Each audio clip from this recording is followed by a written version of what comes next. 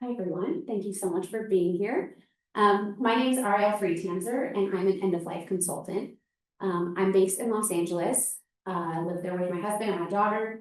And I'm gonna kind of give you a background of who I am and how I got into this work and what work I do. And then we're gonna get to the fun, interactive, hopefully fun, interactive part of today's session. My background, I was born and raised as a conservative Jew in Los Angeles. My background has always been in the Jewish world. And when I went to college at the Jewish Theological Seminary and Columbia University, I was really struggling with what I wanted to do career-wise. I was debating very strongly between rabbi and doctor. And I learned about a Jewish medical ethics program in Israel that I pursued, and found chaplaincy through that. So since I learned about chaplaincy, that was the path that I took. And I've done 800 clinical hours of clinical pastoral education towards becoming a board certified chaplain, and I'll be doing another 400 hours this summer. And the reason I tell you that is just so you kind of have a picture of like what frame I'm coming to this from. But I'm going to tell you how I got into the actual work that I do. So while chaplaincy is still sort of my overarching career goal, when I was doing my last semester of graduate school, which was at NYU, I pursued an individualized master's at the Gallatin School, and I concentrated in Judaic Studies, Bioethics, and social work. And the reason I did that was because typically chaplains have a background in theology, but because I was raised sort of in this Jewish education bubble, I'll call it, I really wanted to branch out and understand more about other people and also the complexities of what faces people, particularly at the end of life, but at any point in their health journey. So when I was doing my master's, I was also in my second year, last semester, I was doing my second clinical unit at Memorial Sloan Kettering Cancer Center in New York. And my impression was that everybody there was willing to talk about death, because as soon as they heard the word cancer, that thought crossed their mind in some capacity, whether they were ready for death, expecting death, denying death, whatever it was, they were engaging with it in some capacity. I was also doing my master's thesis on medical aid in dying, specifically the response within the Jewish community, and was really struggling with, I would say, a lack of awareness of what medical aid in dying entailed, what it wasn't, and what it was, who was allowed to utilize it, where it was legal, etc. And my experience was that in the Jewish community, we were sort of saying, we don't allow it, but we were turning a blind eye to the people who were using it. And we were sort of like in a don't ask, don't tell kind of environment, instead of actually reckoning with it and figuring out how we were going to respond. And the last, and I would say the most pivotal thing that happened was that my two remaining grandparents passed away.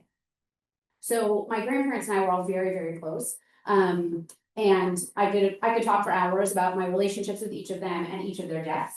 But on December 23rd, 2017, my grandmother passed away pretty suddenly, though she had been living in a nursing home with my grandfather for a few years already.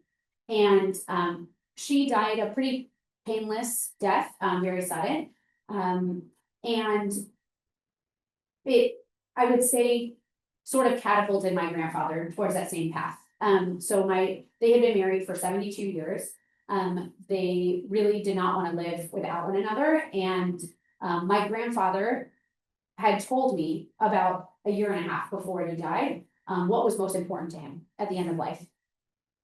And the ultimate thing that and I'll get into my terms of all of this, but his wild card for death was living with my grandmother. So as long as she was alive, he was going to tolerate whatever that looked like, whatever he had to deal with. So when she died, he sat the traditional week of Shiva that exists in Judaism. So 7 days of mourning, and he died the night they finished.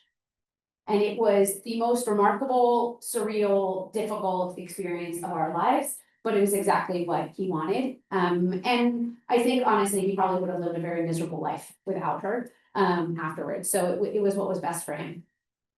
So the reason that I talk about those three experiences, my research, my experiences at Memorial Sloan Kettering, and my grandparents passing away, is because my going into end of life work, and again, I'll still tell you a little bit about what I do. My expectation was that people were having conversations around what they wanted at the end of life. And what I saw was that even in the case of a place where they are wrestling with death, where they are fighting death, people aren't really having those conversations until they're in a moment of crisis. And what my grandfather did was he gave me the gift of being able to have that conversation before the moment of crisis, so that when the time came to make some of those decisions, I was able to inform his decision makers about what he wanted and help to give him the death that he actually asked for. So we're gonna do a little bit of that wrestling today. But basically, since I graduated, I've spent the last 7 years traveling around the country and visiting different communities just like yours and offering value-based end-of-life conversations. The reason I say value-based is because I'm very interested in you going home, if you haven't already, and figuring out estate plans and legal plans and what you want for your funeral, if you want one, and what decisions you want made, filling out a DNR or an advance directive or any of those things. But I'm most interested in figuring out the values, helping you figure out the values that underlie those decisions and giving you the tools to be able to communicate to your decision makers. I think the biggest mistake that people make is that we assume that the people who we have chosen to be those decision makers, whether they're medical proxies or loved ones who are just going to inform those decisions, we assume that they know what's most important to us, or we give them the power to choose what's most important to them and what they want for us. And often that tension or the lack of conversation that leads to it leads to a tremendous amount of grief. And I would say like an incapacity for them to be able to make that kind of decision in the moment of crisis. So we're gonna get into some of the fun stuff. And if there are any questions along the way, please ask. I hope it'll be interesting, but hopefully we'll, once we do the activity, then we'll talk about it and debrief a little bit more as we go. As I mentioned, when my grandfather had been sick for, I did mention that part, but he had been sick on and off for years. All my grandparents were Holocaust survivors, and so I firmly believe that their drive to live and to survive, might have been impacted by their experiences. But he had been sick on and off, and he'd been intubated twice for 12 days each at different times. And we sort of felt like they had probably met, he was probably meeting his end in that. So at one point I went home for Thanksgiving, and it was probably I think it was the night I got home or the day after. My mom and I were sitting and chatting. I always have tea with mom. That's like a thing we do before bed. And we were chatting, and my grandfather's caregiver called her and said he is in so much distress, he won't go to sleep, he's having trouble breathing, he's just like so agitated. So this was about like 11 o'clock, maybe midnight. We went to the nursing home and we sat with him and we were like, what's going on? He said, I don't want to live like this anymore. There was nothing actively wrong with him in that moment, but he said, I don't want to live like this anymore. I don't want to live like this anymore. I just want to die. And we said, there's nothing keeping you alive. Like if you want to die, die. Like there was nothing we could do about it. But it was really distressing because we knew he wasn't physically in pain, but he just felt like he was sort of mentally trapped in a failing body. And he ended up going to the ER that night, was totally fine by the time he got to the ER. I told him that we could have taken an ambulance ride, maybe not at 3 a.m, that would have been nice, but it was a really interesting experience to see. And then fast forward about a week and a half, right before I left town, I had learned about this great game called Go-ish, which we're gonna play in a second, in my grad school class, in a palliative care class. And I had brought it home with me, and I said, Grandpa, before you go into your family meeting, which he was doing that afternoon, I want to play this game with you. Now, my grandpa was a really avid poker player, so I knew he like got games, but he'd never played a game quite like this. So I played it a little bit differently with him. And I read, you know what, I'm actually not gonna tell you how I played the game. I will tell you that later today. So we're gonna play the game. And the goal of this game, once you turn your papers over, usually give you guys, you got, okay, you got it, great, thanks. So the way that we're gonna play this is you're gonna turn over your pages, and the 36 little squares that you see are the 36 cards that are in this deck. including that wild card that I mentioned earlier. So my goal for you, what I'm gonna ask you to do, is to take a color. It could be a colored pencil. If you're concerned about being able to go home, you're totally fine. Do not worry about talking it off. I have a 2-year-old. We're good. Great. I can talk over anything. As long as your child's fine. I'm gonna ask you to take a color. It could be a marker or a pencil. If you wanna be able to erase it when you go home, if you're concerned that maybe your thoughts today might not be permanent, you can do that. Or, there are also plenty of other ways you can make those changes. But, pick a color, and I'm gonna ask you to pick your top 10 values that are on that page.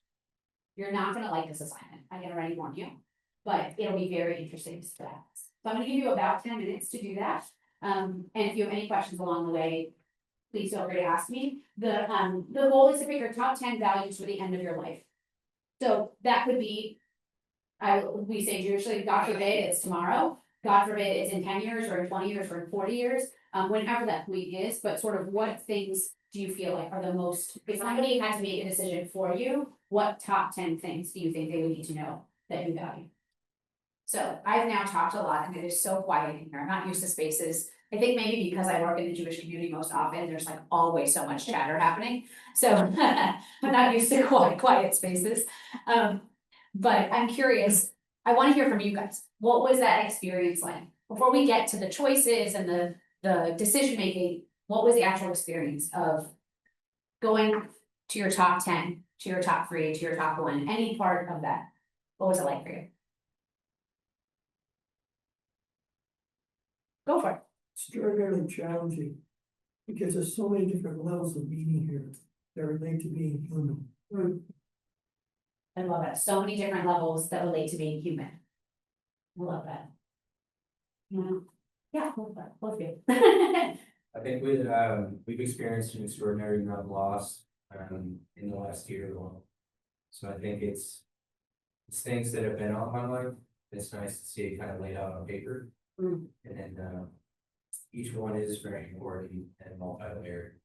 So kind of a good exercise in getting what's on my mind on paper. I'm so glad. Sorry about all the loss and stuff. That last nothing. Most of these working for me, and I expect I would have almost all of them. You expect that you'll have almost all of them? Not all, but maybe almost. Great. Yeah. I was just gonna say that it allowed me to reflect upon how the 3 people in the last year that passed, how that went for them and if it was what they would have wanted and how their experience shapes what I would want myself. Amazing. Yeah, it is. I find that whenever I approach a community about coming, and actually the situation leading to this presentation is a little bit different, and I can explain that, but typically I'll reach out to a community kind of like cold email. And most people are like, well, I can give you a space, but most people aren't even willing to do it. Or say like, I can give you a space, but I can't guarantee how many people you'll get. And I always say, doesn't matter to me if it's 2 people or 20 people or 200 people, it's still valuable. And also the people who come are the ones who've had these kinds of experiences and either want to recreate them or want to skew very far away from them. Or use all this stuff as a guide for drill. No, visual. Exactly. So people next time. Right, right. And the unfortunate thing is that for a lot of these choices, even the people who are closest to us might not know where our top values are. Because all of them, I mean, so the reason I kind of prefaced it by saying this is gonna be hard, or you're not just gonna like this, is because usually when I don't tell people that, they get very mad at me when I tell them to pick their top 10, and then their top 3, and then their top 1. Because it all 35 values are so important. And so trying to parse those out and then be able to communicate that to somebody is really, it's really hard to kind of summarize. Any other thoughts? Yeah. I've actually participated in a few death cafes and have had I'm not afraid of this topic, and I do enjoy the opportunity to talk about it with other people. And so yeah, it wasn't difficult for me. I've had thoughts of, I've thought about this a lot. Right. And I'm prepared pretty much, so. That's great. but I wanted to hear what you had to say. I'm glad Maybe I'll change my mind. And my goal is not to change your mind, it's just to get you thinking, so you could have been teaching us. No. Anyone else? Everyone. Okay. I thought it was really scary because these are important questions and what if I get the answers wrong? Like, I might feel this way today, but whenever it happens, I might be in a whole different state of mind. Mhm. So, Where do you feel like by making those choices today, you're sort of making it permanent? no, because I think you're gonna revisit this as you get older and older. And we might change your mind. But it is scary, like that fear of what if I get it wrong, I think. While that's scary for you, imagine what that would look like for somebody else who's making the decision for you. Right, because right now you're making the decision kind of in a vacuum. And thank God, there's no real crisis. In this very moment, and so, somebody having to do that, I always say that. Having to make a literal life and death decision without having had a conversation about this, like think about all the stress of just being in an environment where that kind of decision would come up. And then not knowing what the person would have wanted, it's a compounded grief, for sure. Yeah, you guys want to say. Great. Oh, I think it's good to review every, however often it looks for. Because yes, things do change in life, even for us, who are elevated. Yeah. And I've gone through this before, not on paper, but I'd like to have it on paper. I've been anticipating this for 38 years. I have AIDS, so that's something. You live with today, but you die with a history. Wow. So powerful.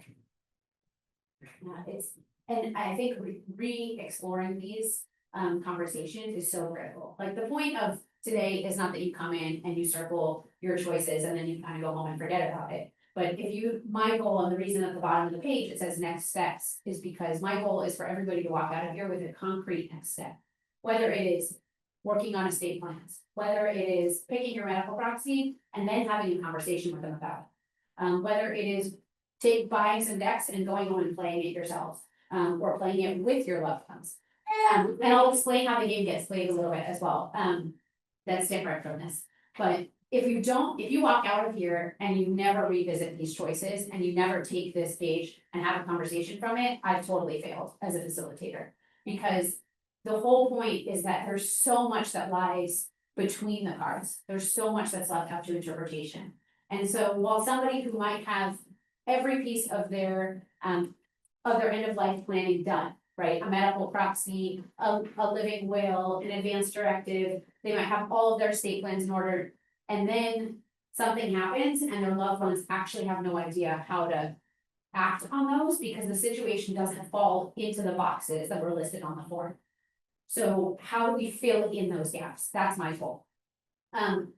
So one of the reasons that I love this game is because there are a lot of really amazing ways to play it. And if I did not create this, oh, wait, no, sorry. I'm not used to wearing a microphone. I can turn it off, right? Okay, here.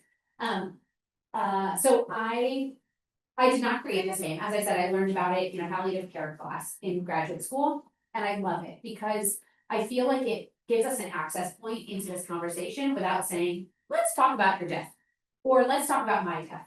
I'm seeing a lot of ages and a lot of people in this room who might be interested in having these conversations with really different groups of people, whether it's parents or children or siblings or spouses or friends, or maybe with a lawyer or a doctor who you're trusting to be able to enact these decisions. Anybody you're trusting with that should be a part of this conversation. But it's not just those people. It should also be the people maybe who aren't a part of that conversation. I will say in my family, my parents know that my two siblings and I are very strong-willed people, very assertive, and we would kill each other over trying to make decisions, even if our parents had told us. So they have told us what's important to them, and they have an outside person who's a very close family friend, who is their medical proxy. We know who the person is, we know what's important to them, but we also know that we only get to basically offer guidance, if they even want the help. That doesn't change what the day looks like. But again, I'm at risk of sharing too much of my own journey. My dad is dealing with some serious illness right now, and we are able to help my mom make some decisions or help her at least figure out her next possible steps by knowing what's important to the two of them at the end of life. This is not the end of life, hopefully, but to know what's important there allows us to guide decisions that might ultimately get there. So there are a lot of different ways to play this, whether you get the cards or you use the pages in front of you, and I know there's some extra copies. There are a lot of different ways to play. You can have, if let's say, you were playing with a partner or spouse or a sibling, somebody who knows you very well, you could have two, the goal is to play with two decks. So if my husband and I are playing this together, I'm gonna pick my top 10, or he's gonna pick my top 10. Not his own, mine. Because it becomes an automatic conversation of, well, I thought this would be really important to you. Why did that make it in your list? Oh, well, it did, but it's actually looped into this other thing, and I kind of plated those, and that's why it's a game, right? It's fun, and you can kind of combine things. When my husband's grandmother was nearing the end of her life, we didn't know at that time it was necessarily the end of her life, but it was right before she went into hospice, and she lived on hospice for several months. And was teaching sign language classes and kind of living her best life. So I'm not gonna say a plug for hospice, that feels like the right kind of term, I mean, the wrong term, but hospice is severely underutilized in our country and very, very helpful. But anyhow, my mother-in-law took the cards and played with her in a very different way. She read through all of the cards and she grouped things. So anything having to do with spirituality or God or chaplaincy, or talking about the fear of death, all was under my umbrella. Anything around having an advocate who knew what she wanted, or having doctors or nurses who could take care of her, went under my mother-in-law's umbrella. Everything was sort of divided up. So she didn't pick top 10. I think there might have been 12 or 15 cards that she chose, but everything was sort of grouped. And the beauty of it wasn't just that she got some of those things. It was that she had a conversation with her daughter that was so meaningful while she was alive. And so my mother-in-law could then parse out things that would enable her to make better choices, but mostly that enriched her own life and allowed her to see a different level of her mother. And I will say the wild card is sometimes really important. So her wild card was to have her hair done. So before we buried her, we made sure that her hair was done. Little things like that, right? She's not, at least not my belief system that she's gonna come back from the dead and haunt me because I did get her hair done. But I think it was something that added a little bit of an extra touch for us to know that here is something out. And I've been to programs where the facilitator using Go Wish cards has said, my husband and I play this every year on our anniversary.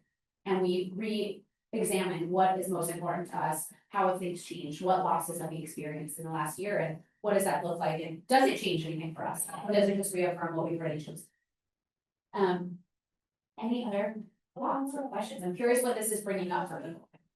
I think this is reconfirming to me, why it's gonna be important for me, working with my wife, for me to pre-plan my funeral. And I'm choosing cremation, Okay. and that's only part of the process. And so I think what can be healthy about it is that you can take care of certain economic questions relating to death ahead of time, which is less of a burden than your surviving spouse or friend who's taking care of your funeral arrangements. Absolutely. So this is about me revisit that. Amazing. And I would even dare to push you a little bit further to say it's not even just about the cost, right? So my parents have said for years, we have to buy our cemetery plots. We have to buy our cemetery plots. And I always say to them, like, that, yes, great. Like, I really hope that you do, because I want you to be buried in the place you want to be buried. But I don't care about the cost of that. I know that like they will pay for that in some way, but I want to know how you want to be celebrated. Who do you want speaking at your funeral? Who is going to officiate the funeral? Do you want people to wear black or bright colors, or do you want there to be music playing? There's another program that I sometimes do as sort of like a piggyback on this program, when there's a little bit of a longer time, which is planning your celebration of life. Because some people really want, especially I would say in the Jewish community, there are a lot of people who say we really want traditional Jewish funerals. Even if they're not traditional Jews in life, but they want the traditional funeral. And so what does it look like to say, well, I want the traditional funeral, but I don't want everybody coming in black? Or I want the funeral and then I want them all to go out and do community service projects. And then I want them to get lunch and they're gonna eat my favorite foods at lunch, not traditional foods. And you know, what is that? Is there gonna be music? Are there gonna be pictures? Like all of those little details. I think we often look at death as this like, this, I mean, for literally or not, like this other world. And that we're not gonna be there to experience it, so what does it matter? But there's a lot of value in being able to have those conversations and telling people, well, this is how I wanna be celebrated. It's like another birthday party, right? So if I could have my ultimate birthday party, this is exactly what I would want it to look like. Why not? The celebration of how they lived. Exactly. Your fond memories of it. Exactly.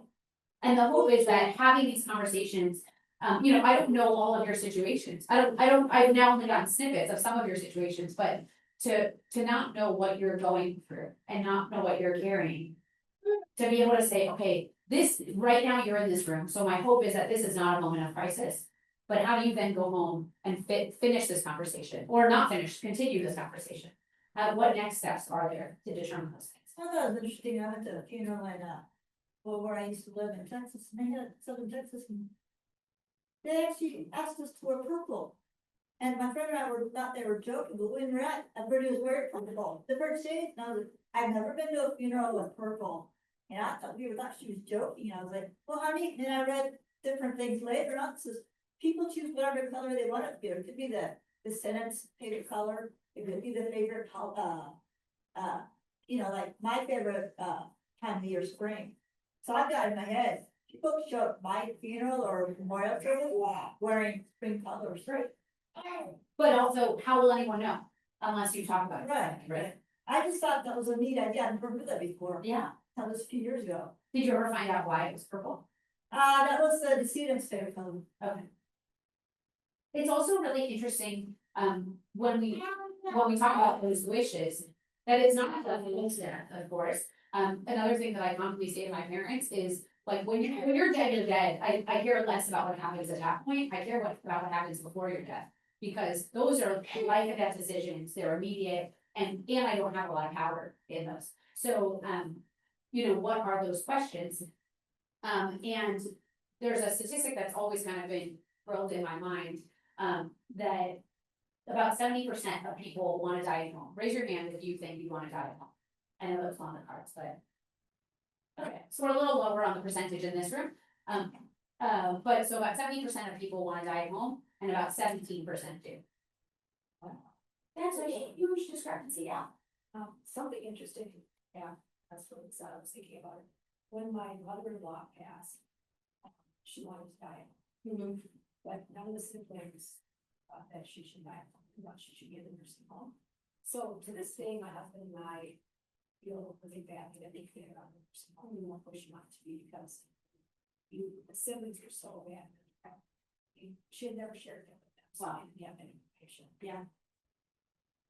Yeah, and it's hard, and that's hard, yeah, I've had guilt to live. Repeat it. Eat that Oh, because sure, she was saying that when your mother-in-law died, when she was dying, that she had said she wanted to die at home, but her siblings or your siblings? ours, my husband's. Your husband's siblings did not want her, they wanted her to die in the nursing home, and so they chose not to move her. And so she and her husband still feel very guilty that they didn't make the choice to take her out of the nursing home. They didn't, well, she never shared that. She didn't share it. Yeah, so they didn't know, and they thought they were helping her by keeping her in a safe place, and moving her to a place that she didn't have what they thought was supported. Right. So it wasn't done It wasn't done maliciously, but it was still not in alignment with what she wanted. we still put that. Yeah. And honestly, that, I mean, I could tell you, you know, that's not your fault, but that's not gonna change how you feel about it. Going back to one of the situations when my grandfather was intubated, well, actually, before he was intubated, he was having a lot of trouble breathing, he had congestive heart failure, so his lungs often filled up with fluid. And he was in the hospital, and I remember my husband and I had flown him from New York to be with him. Again, we kind of all thought that this might be the last time we were seeing him.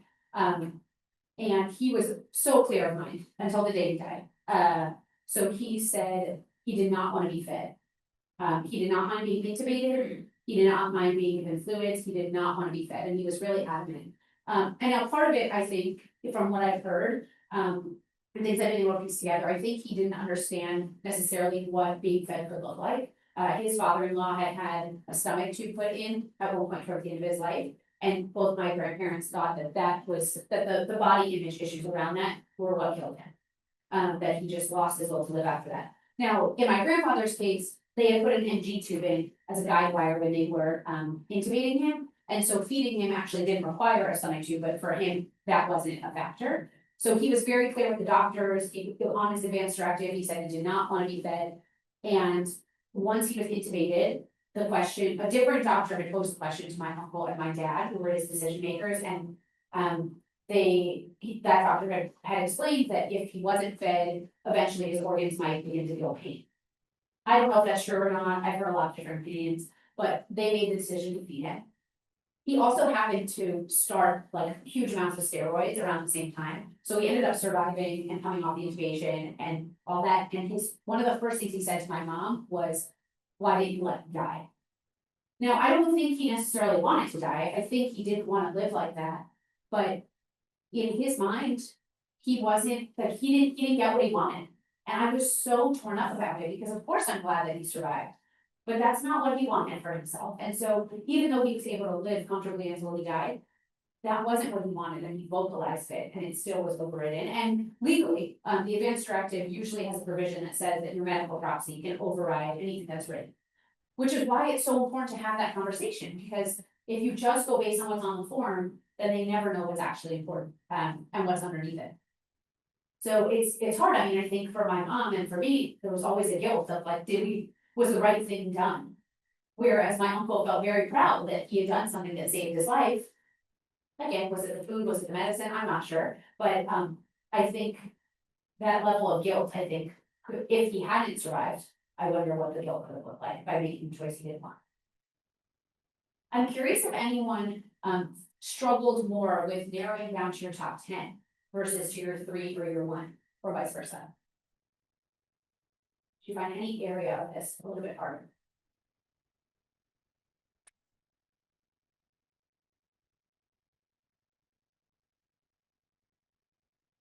On the top 10, there was just like 2, 1. Then it was just like between the two is really, really hard, you know, personally, yeah. You know. Yeah, it was hard to get that last, you know, the first few were really easy, and then it was like those last 2. Super easy to get 1 through. Yeah. For me.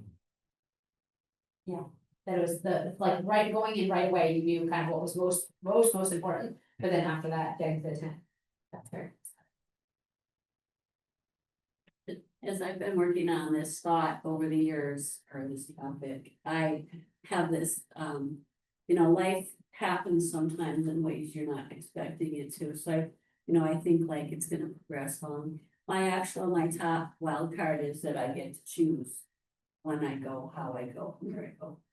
And so, but in my mind, that doesn't mean that's how it's gonna be. Because I could, have an accident or start to become incapacitated in some way and not be able to make that choice anymore. And so I do have advanced directives in place.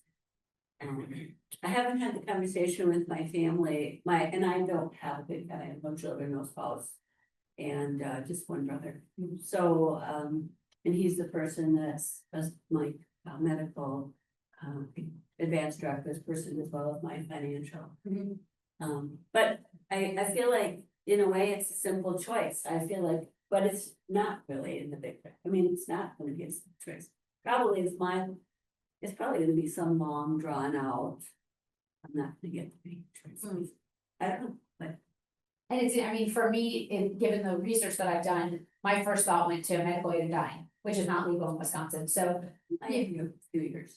We'll see the way it's going, it's kind of stalled in a lot of places, but, right, but it's interesting, I mean, so I do one of the, in addition to doing workshops and programs like this, I do one-on-one coaching with families, and individuals, and one of the conversations I recently had with a client was that she and her husband said that when one of them gets sick, they both wanna end their lives together. And I heard that, and then I thought about it a little more, and I was like, I explained to them, they don't live in a state where it's legal yet. And so in our next session, I said, I just wanna make sure you understand that if you pursue that. Even if it's legal for the person, it's, who is dying, the other person is either dying by suicide or murder. So I just wanna make sure like you get all the parameters of that. I was like, I'm not condoning it or telling you not to do it, but there are implications, and so, I think for a lot of people, like, it's amazing that you're saying, this is my ideal, and I also don't think I'm gonna get it necessarily. And that you kind of have that, the thing to strive to, but it's interesting to think about what steps you would take. Or you would have to take in order to make sure that you actually do get what you want when you want it. I don't know. Okay, well, I told you that I was gonna let you know how I played this with my grandfather, and I apologize, because you really struggled if you said on that last card. My grandfather picked 11, so I should have told you, like, there might have been a little leeway. But when I played with him, like I said, he was an avid poker player, so I thought he might get this, but this is like a heavy conversation. I was literally leaving to the airport from my conversation with him. So I didn't have a lot of time. So I said, Grandpa, I'm just gonna read you all these cards, and I want you to tell me if something is very important or not at all important. This game is also just, available online, both to buy the decks and also to play for free online. And when you play it online, there are 3 categories: very important, somewhat important, not at all important. And there's only 10 spots in the very important, so that's why I picked that hard and fast 10. But when I played it with him, I figured, let's just separate, make it easy. And once we get a little bit more narrowed down, we'll whittle it down even more after that. I read him those cards and he picked his top 11 on the first try. I didn't have to reread anything. He knew exactly what he wanted. And so I took a picture, I laid out all the cards on top of his legs with his socks showing at the end of the picture. And I took a picture of those wishes because I thought, when push comes to shove, I can at least show proof that these were his choices. I don't know if I'm ever gonna need them. I don't know if anyone will ever listen. I had to do it with the socks. I was the ugliest feet in the world. It's like something who's known in our family. But it was on him.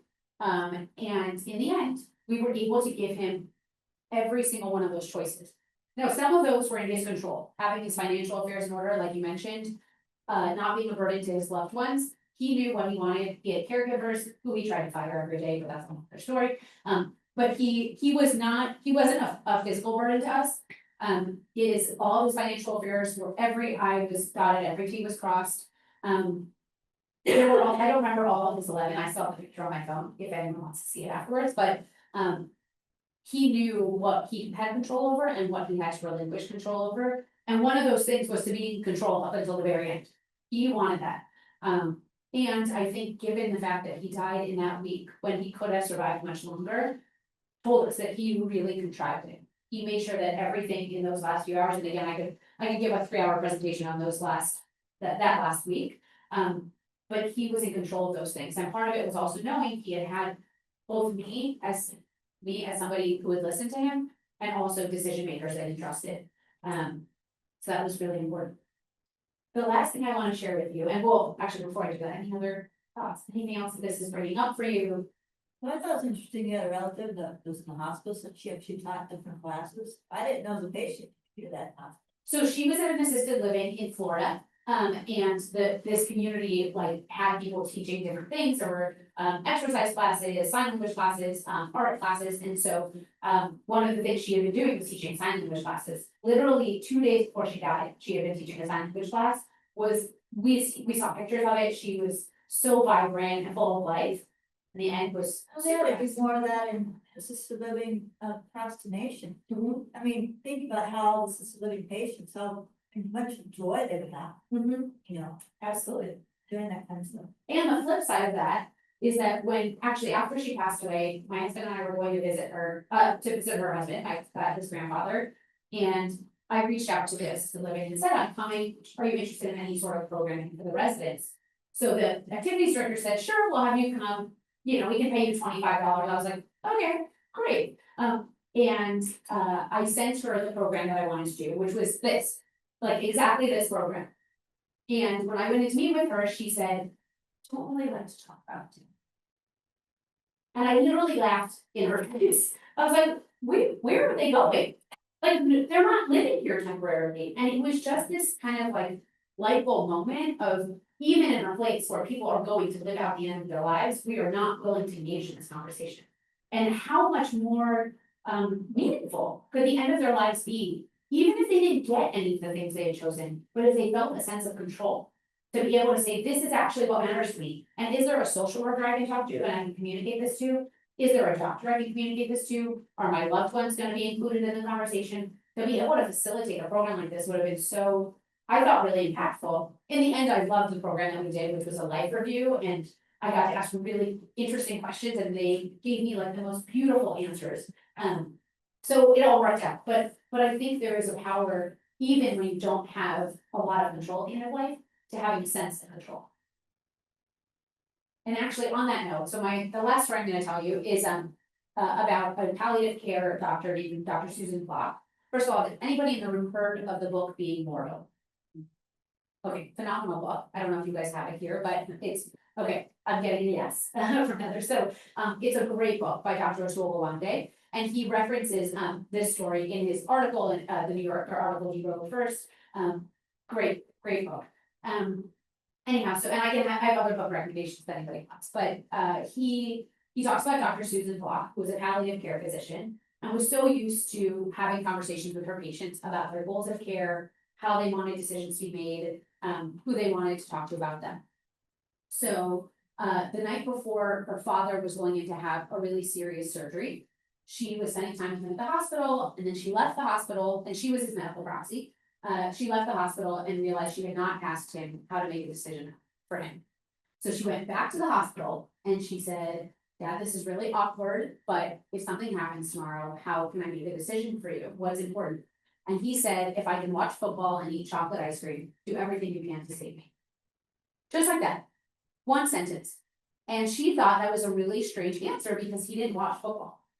So when push came to shove, there was a complication during the surgery, and the doctor called her and said, how do you want me to handle this? She said, if you go through with the intervention, will he be able to watch football and eat chocolate ice cream?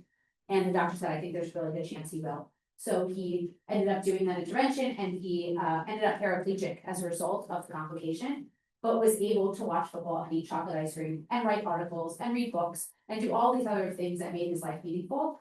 But in that one sentence, he was able to summarize a quality of life that said, I'm aware of the fact that I'm watching football and I'm able to enjoy chocolate ice cream and presumably be surrounded by people who could give him that.